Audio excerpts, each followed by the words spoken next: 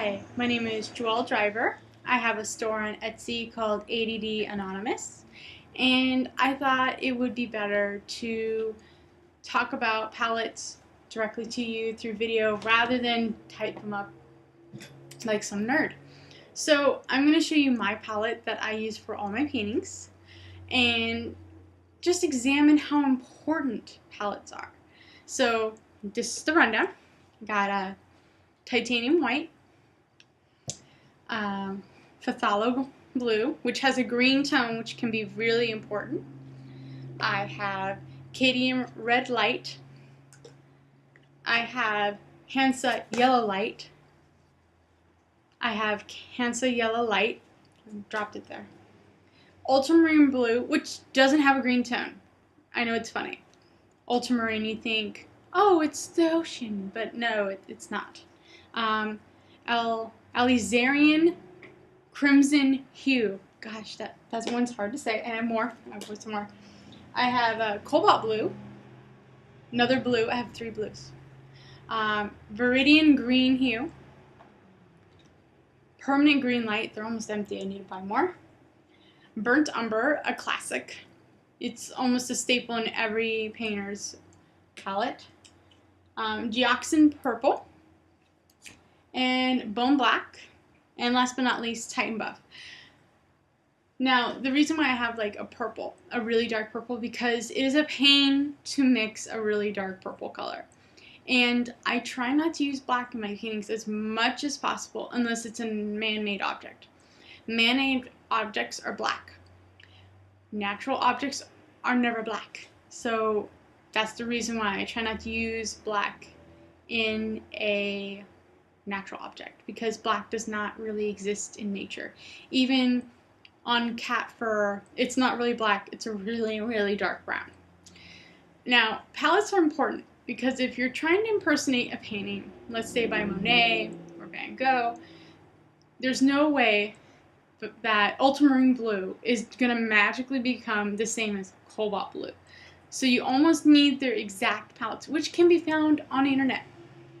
I did an impersonation of a painting by Gustave Cabolt. I cannot pronounce his name very well. He's French. It's a beautiful painting.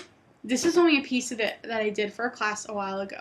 This is only a small portion of the painting. The painting is absolutely huge. I'll give you a good shot here. Yeah. This is only like a small corner of the painting. It is absolutely gorgeous and huge. So I had to look up his palette to make this.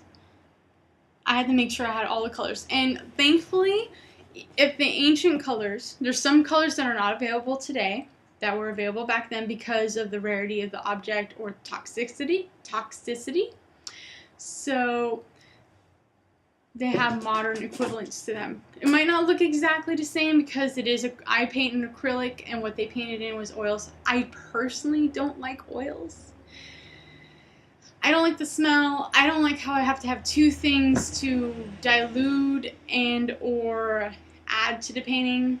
And I don't like having to use a toxic chemical like turpentine. It was fun painting with it, but not my thing. I prefer acrylic. For one thing, it dries so much faster. It dries so much faster. And I love that. I love how it dries faster. If you want it to extend longer, you just keep your painting wet. You keep your paint wet. And you can even buy paint that dries like oils. Now, if you notice, I don't know if you did, but I use Golden. I love Golden. It has a wonderful body.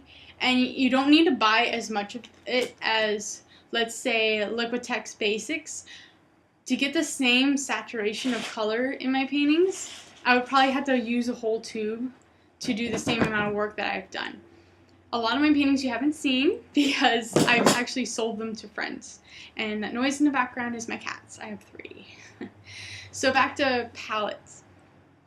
Now that's my palette, that's my basic palette, and there's reasons for every palette. You can vary your palette because sometimes you're trying to make a certain color and you're just mixing and mixing and you're like, I'm not getting this color. Sometimes it's better to go down the store, buy a small tube of the color, and use it for a lifetime. So I think that's all I really have to say about palettes.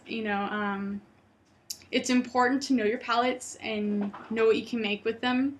So having a basic knowledge of the color wheel is very important. So yeah, if you want to impersonate a painting like Van Gogh, you gotta go out and see what Van Gogh painted with. So thank you for listening. You can follow me on Twitter at RainDragon16.